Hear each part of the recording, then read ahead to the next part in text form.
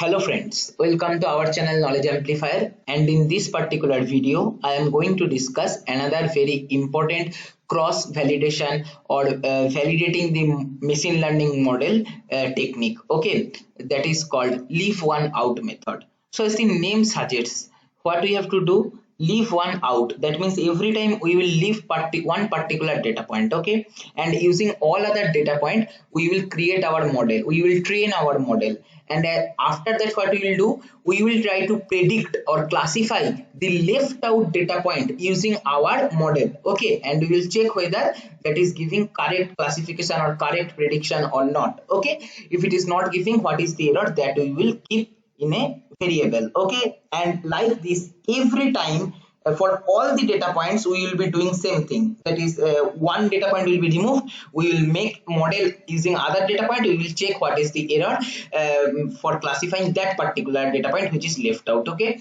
Like this we will go on, and after that whatever overall error in each case we will be getting, we will take the mean, and that will basically indicate the mean error of our model, which from which we can get an idea about our accuracy of the model, and that is kind of validation only, okay.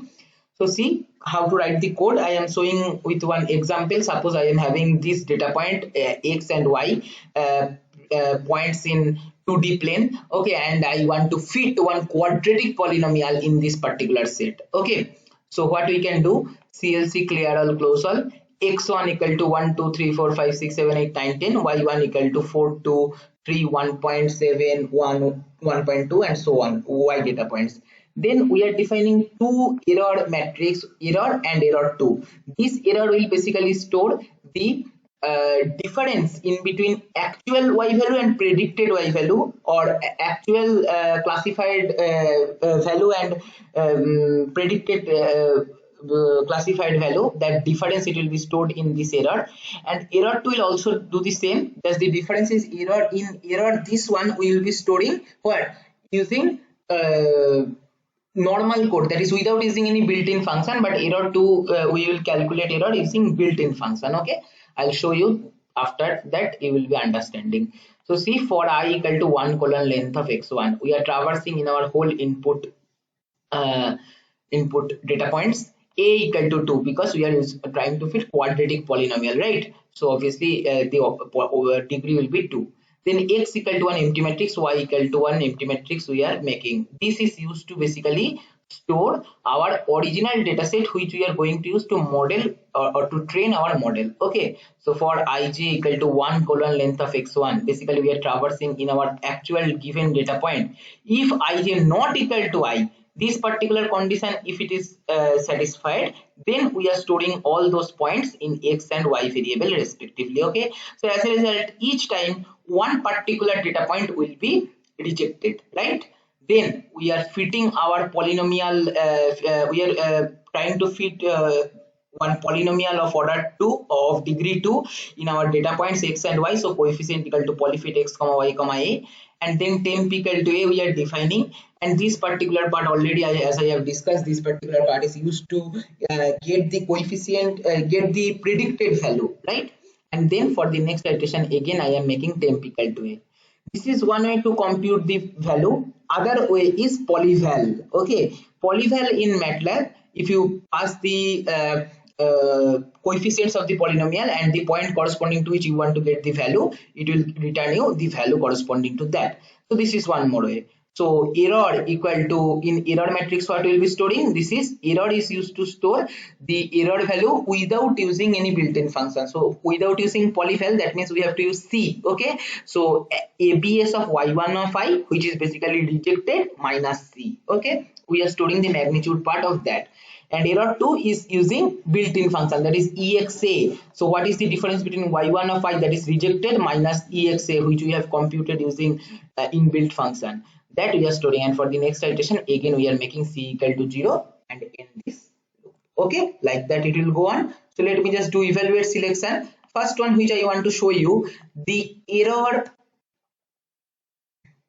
minus error 2 are basically 0. So basically our own written code and the inbuilt function in MATLAB are basically giving same result, right? Now if we check error, okay, see we'll be getting these error values. What it indicates? It indicates first point, suppose. So it indicates that in our original data set, if we remove x1 and y1 data point and we train our model using rest of the data points, and then if we want to predict the value corresponding to that x1, then whatever predicted y value will be getting, the difference in between that predicted y value and the actual y value is 0.7548. Okay, suppose this one, what it indicates?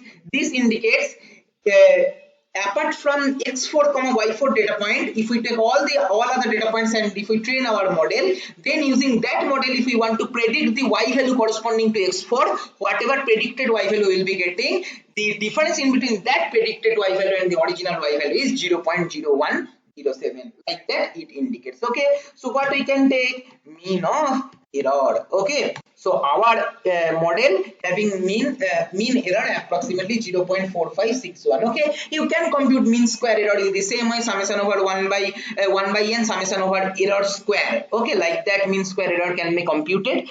So basically it is quite small, right? This mean error is quite small, so we can say our model is quite good fit for our this particular data set. Okay, so like this, leave one outwards. Each time we will be basically leaving one particular data point and using all other data point we will be making our model, and then we will test the particular left out data point using our model, and if error comes we will store that error, and like that we will implement the same algorithm for all other data points, and at last we will be taking the average error that will indicate the error of our whole system. Okay, and from that we can get an idea what is the accuracy of our system. Like in this particular case, average of error, what we have got?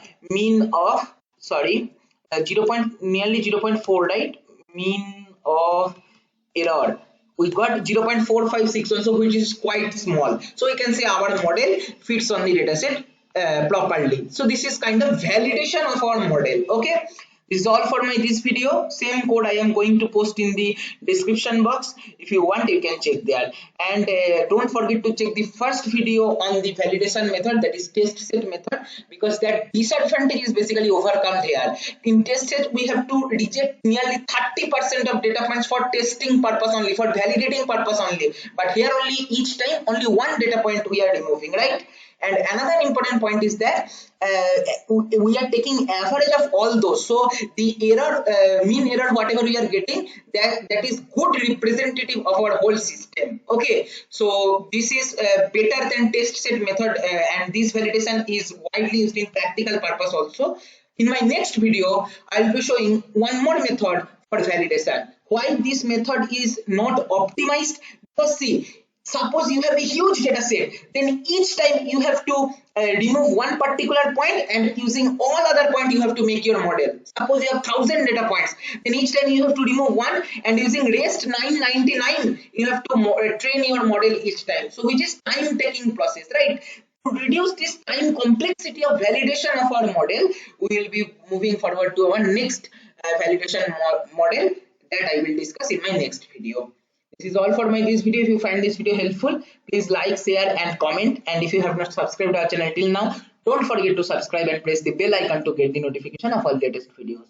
Thank you for watching.